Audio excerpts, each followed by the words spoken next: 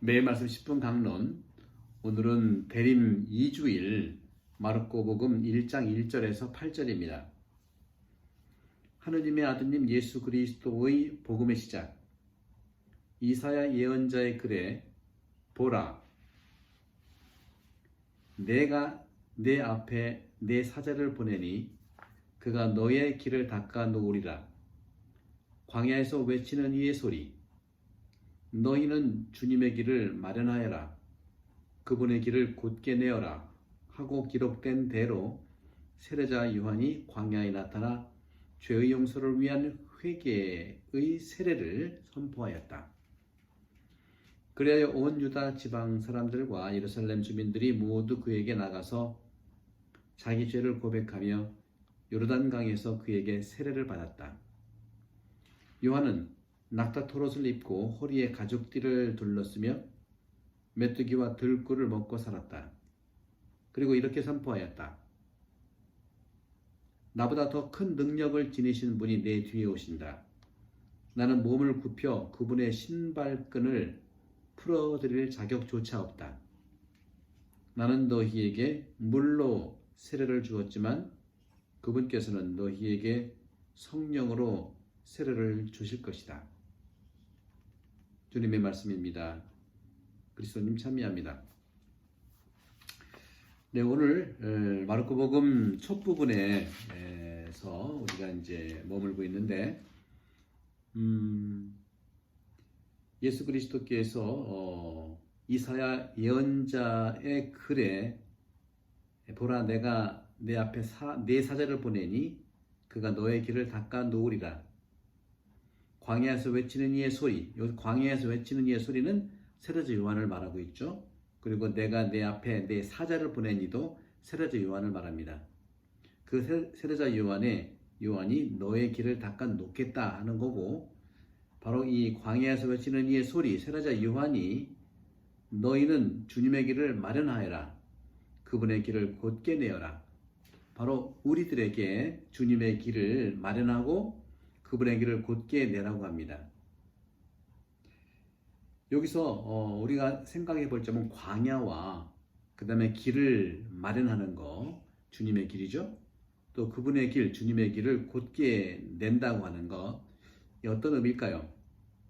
먼저 광야라고 하면은요, 광야에서 외치는 이 소리, 광야는 구약에서 그리고 신약에서 우리가 살펴볼 수 있는데, 구약에서는요, 긍정적인 의미로 광야라고 하는 것은 하느님 구원의 장소입니다. 하나님의 백성을 구원하는 장소가 광야고, 또 하나님께서 당신 백성과 약혼하는 장소가 광야예요. 그러나 부정적인 의미로는요, 광야는 역시 백성들이 시험을 당하고 또 시험받는 곳이면서 동시에 백성들이 하나님께 반역하는 자리입니다. 신약성경도 역시 마찬가지예요. 신약성경에서도 바로 이 광야라고 하는 것은 예수님에게 있어서 악마로부터 시험을 당한 곳이기도 하고, 또 제자를 뽑을 때나 중대한 일이 있을 때 기도하는 곳이 광야입니다.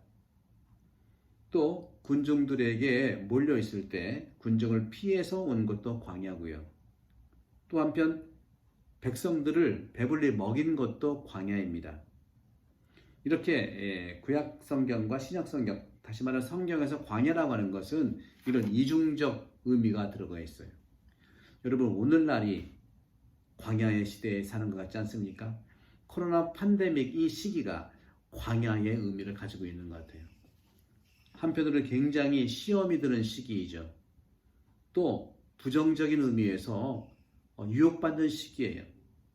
여러 가지 두려움 때문에 성당에 나갈 수도 없었고, 그다음에 사람을 만날 수도 없었습니다. 그것이 두렵다 보니까 습관으로 혹은 핑계가 될 수 있었던 것이죠. 하지만 예수님께서도 한 것처럼 이곳이 바로 코로나 팬데믹 이 시기가, 오늘날의 광야가 우리에게 신앙적으로 또 인간적으로 또 가정적으로 또 개인적으로 심리적으로 영적으로 시험을 당하는 그러한 장소로서의 시간입니다.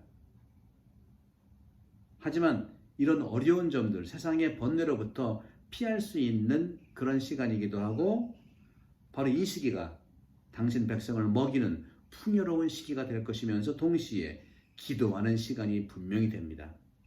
사랑하는 형제자매 여러분, 대림 시기는 이렇게 광야에서 주님을 기다리는 곳으로서의 의미를 오늘 주님께서 말씀해 주십니다.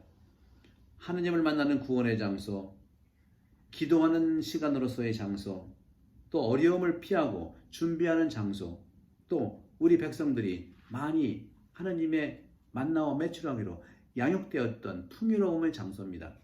저는 이 시간이 결코 잃어버린 시간이 아니라 더욱더 우리가 새로운 세상을 향한, 새로운 경험을 향한 신세계의 체험을 하는 기간이다 생각합니다. 코로나 팬데믹 이전에 우리는 얼마나 분주했고 얼마나 바빴고 우리는 얼마나 내가 바쁜지도 모르고 바빴고 서로 마음의 어려움도 있었고요. 그렇죠? 경쟁 위주로 살았고요. 공존보다는 경쟁. 그렇죠? 어떤 그 도움보다는 시기, 미움, 질투.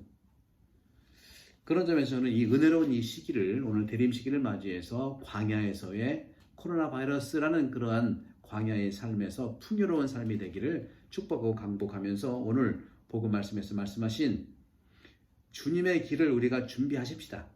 이 기간 동안에 주님의 길을 마련하라고 하신 말씀처럼 주님의 길을 마련합시다. 바로 주님의 길이라고 하는 것은 바로 하느님이 당신 백성을 유배로부터, 속박으로부터 백성을 불러내오는 통로입니다. 그렇기 때문에 주님의 길은 바로 우리 모든 백성, 나를 위한 길이고 우리 믿는 이들의 길이고 세상을 위한 길이 되는 것입니다. 주님의 길이라는 것이 주님만을 위한 길이 아니에요. 그 주님께서는 우리를 위해서 걸어가셨잖아요.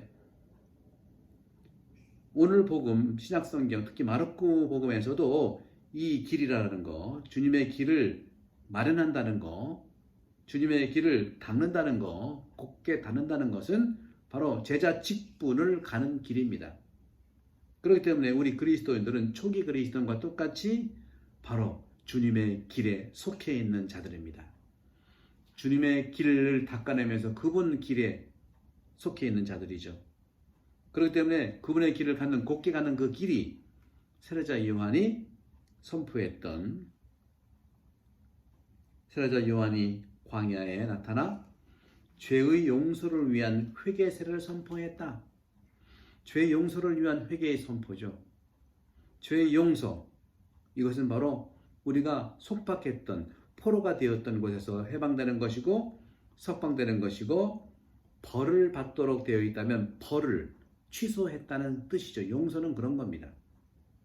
죄의 용서를 위한 세례, 세례라고 하는 것은 물에 담그는 것이죠. 바로 우리가 정화되는 것입니다. 새롭게 태어나는 겁니다. 바로 세례자의 내적 마음가짐을 행동으로 나타내는 것이고, 바로 물에 담그는 것은, 세례를 받는다고 하는 것은 용서받는다는 겁니다. 그런 점에서 요한의 세례라고 하는 이 선포는 구약에서는 일찍이 정화 예식을 의미했었고, 유다교로 개종하는 사람들을 위한 입문 정화 예식이었습니다. 하지만 진정한 회개의 세례라고 하는 것은 변화를 얘기합니다.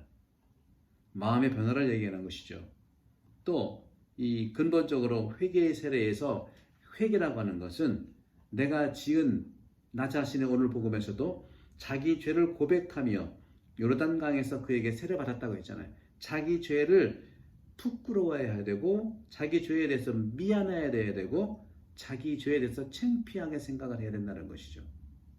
자기 설교와 세례를 능가할 더욱더 큰 능력을 가진 예수님이 오시기 때문에 그 예수님께서는 바로 자기 죄를 고백하며 다가오는 우리들에게 성령으로 세례를 준다는 말씀입니다. 자기 죄를 고백한다는 것은 바로 사적인 죄와 공적인 죄 다 고백하는 겁니다. 하느님께서는 고백하고 뉘우치고 미안해하고 부끄러워하는 사람들에게 다가와서 용서해 주시고 그들과 쉽게 화해를 해 주십니다. 주님께서는 성령으로 세례를 주실 것이라고 말했습니다. 요한이 그런 얘기를 했죠. 예수께서는 너희에게 성령으로 세례를 줄 것이다. 나는 물로 세례를 주었지만 바로 물로 세례를 주는 것도 대단히 중요한 것이죠.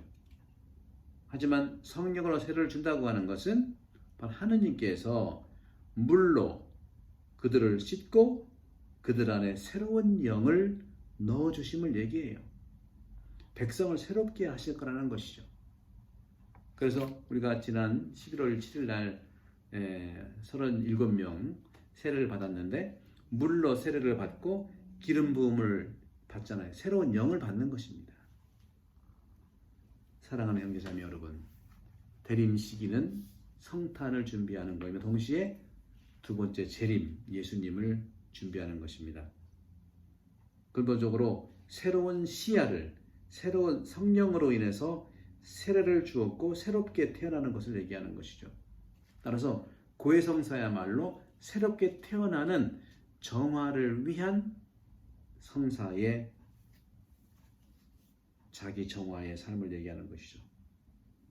그런 점에서 우리 모두 그런 점들을 생각하면서 늘 말씀드렸던 성찰과 통회와 식별의 삶을 살아가는 그런 성탄절이 되기를 기도하겠습니다.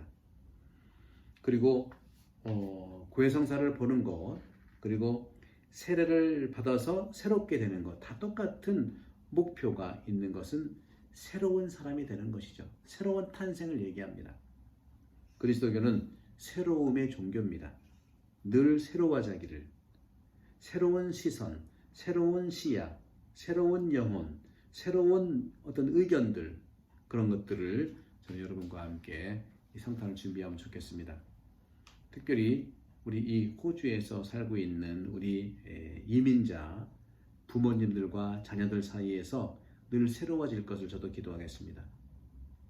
특별히 저는 요즘에 많이 말씀드리고 있는 것은 우리가 행동 중심의 이런 신앙생활, 행동을 하느냐 안 하느냐에 따라서 우리가 신앙생활을 하는 것이라기보다는 바로 그 행동을 목표로 해서 내가 어떤 생각을 가지고 있느냐, 자기를 성찰하는 것이 중요하겠죠. 이곳은 부모님은 한국의 문화에서 살았고 이곳에서 태어난 자녀들은 이곳 문화, 이곳 교육을 받았습니다. 이곳에서 태어나서 이곳 교육을 받은 우리 세대들은, 우리 자녀들은 행동은 두 번째예요. 첫 번째는 그 행동에 대해서 내가 어떤 의견을 가지고 있느냐, 어떤 생각을 가지고 있느냐, 새로운 생각을 할 수 있도록 대화하는 게 중요해요.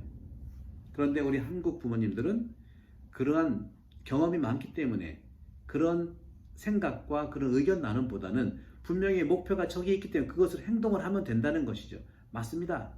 하지만 우리는 행동을 향해서 우리가 가야 된다고 하는 그런 부분도 우리는 생각을 나누고 스스로 할 수 있도록 의견을 듣는 것이 중요합니다.